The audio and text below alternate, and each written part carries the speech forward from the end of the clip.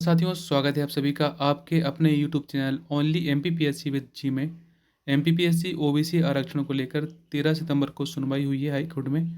और high court ने MPPSC OBC आरक्षण पर लेकर क्या कुछ इंपॉर्टेंट बातें कही हैं, आपको सारी जानकारी वर्ड बाय वर्ड दी जाएगी। आपको वीडियो बिल्कुल आखिर तक जरूर देखना है सारी जानकारी के लिए। दोस्तों, एमपीपीएससी में ओबीसी आरक्षण का मुद्दा सॉल्व होना काफ़ी इम्पोर्टेंट रहेगा, क्योंकि इसी की वजह से हम सबके परिणाम रुके हुए हैं और साथ ही साथ कोई भी भर्ती प्रक्रिया समय पर पूरी नहीं हो पा रही है। तो दोस्तों, हाई कोर्ट ने एक महत्वपूर्ण टिप्पणी की है। हाई कोर्ट ने कहा है कि भर्ती करने से कोर्ट ने नहीं रोका है, सरकार चाहे तो कर सकती है ओबीसी आरक्षण लागू। यानी कि हाई कोर्ट ने कह दिया है कि सरकार चाहे तो ओबीसी आरक्षण लागू कर सकती है। पूरी न्यूज़ क्या है आपको वर्ड बाय वर्ड बताई जाएगी, आपको पेशेंस रखना है, वीडियो को आखिर तक जरूर देखना है। दोस्तों, ओबीसी आरक्षण मामले में सुनवाई करते हुए हाई कोर्ट ने राज्य सरकार से सवाल किया है कि आखिर सरकार को ओबीसी में 27% आरक्षण देने से किसने रोका है। यानी कि हाई कोर्ट ने सीधा कहा है कि सरकार से कि आपको 27% ओबीसी को आरक्षण देने से किसने रोका है। आप चाहो तो 27% ओबीसी आरक्षण दे सकते हो। इतना ही नहीं, हाई कोर्ट ने सरकार पर टिप्पणी की है कि आखिर सरकार 27% ओबीसी आरक्षण के हिसाब से भर्ती क्यों नहीं कर रही है। उनका सीधा सीधा कहना है कि आप चाहो तो 27% ओबीसी आरक्षण के अकॉर्डिंग भर्ती कर सकते हो। हाईकोर्ट ने कहा है कि आप ऐसा क्यों नहीं कर रहे हो। मध्य प्रदेश हाईकोर्ट ने राज्य सरकार को कहा है कि सरकार चाहे तो आरक्षण लागू करते हुए ओबीसी को 27% के हिसाब से भर्ती कर सकती है।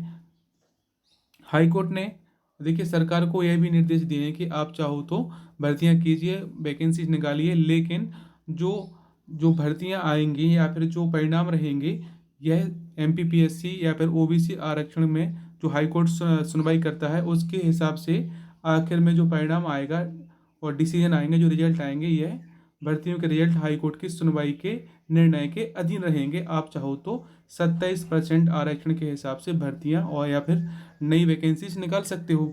हाईकोर्ट ने स्पष्ट कर दिया है। लेकिन जो याचिकाएं हाईकोर्ट में फाइल की जाएंगी, तो जो उसके निर्णय होंगे उनके रिजल्ट का यह डिपेंड करेगा हाईकोर्ट की सुनवाई के ऊपर। यानी कि हाईकोर्ट ने स्पष्ट निर्देश दिए हैं कि आप चाहो तो 27% आरक्षण लागू कर दीजिए, आपको हमने रोका नहीं है। लेकिन जो याचिकाएं फाइल की जाएंगी और उनके जो याचिकाओं के जो डिसीजन आएंगे उसके अकॉर्डिंग भर्तियों के रिजल्ट रहेंगे। तो आप तो कीजिए, यदि आपको भर्ती करनी है या फिर वैकेंसी निकालनी है तो आप निकालिए 27%। ओबीसी आरक्षण के हिसाब से आपको हाई कोर्ट ने नहीं रोका है।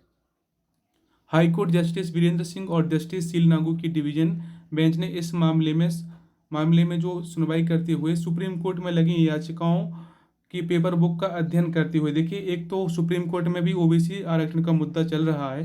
सुप्रीम कोर्ट में वर्ष 2014 में ओबीसी आरक्षण पर जो याचिकाएं फाइल की गई थी, तो जो पिछली सुनवाई में सरकार से हाईकोर्ट ने बोला था कि आप पेपर बुक सहित स्टेटस पेश कीजिए कि सुप्रीम कोर्ट में ओबीसी आरक्षण पर क्या कुछ चल रहा है।